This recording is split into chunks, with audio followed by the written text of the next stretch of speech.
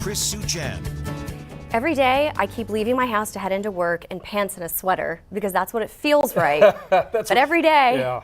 I'm like, what was I thinking? I think many are doing it too, right? Because it's January. You want to dress for January. Instead, we're in the San Antonio sauna and it's short sleeve weather. How about it? Let's talk about our 4-zone weather watchers. Look across the area. No records today. We hit 81 in San Antonio, but we have 80 from Steve Kerr and Converse. Out west, Utopia, Kevin Wise, 79. 81 in Eagle Pass. They're on the Rio Grande. And how about Floresville? 80 degrees. That's Gary Seidel. And it is more humid than yesterday. You notice the haze that's in our skies. Dew points earlier, last hour in the 60s. So now we're in the upper 50s to around 60. And this time of the year, boy, that's really up there. So typically it's a lot drier.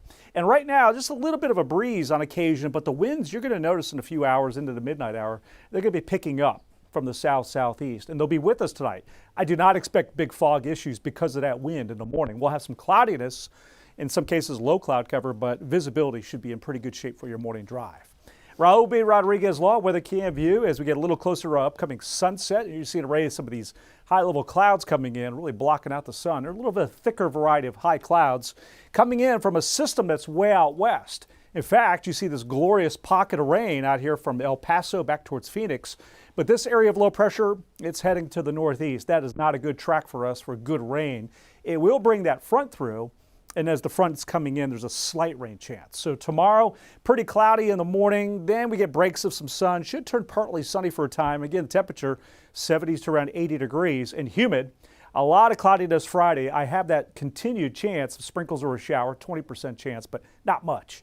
And then the front goes by. We get a wind shift. It is windy. Might get a shower or two near the coast. But the latest trend is I expect skies to become partly sunny.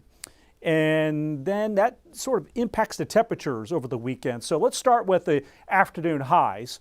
Really not much change here Thursday, Friday. There's the temperature drop. We're going 65 on Sunday. So I did bump up a little bit because of more sunshine. And it will stay in the low mid 60s Monday, Tuesday. The mornings are going to get colder.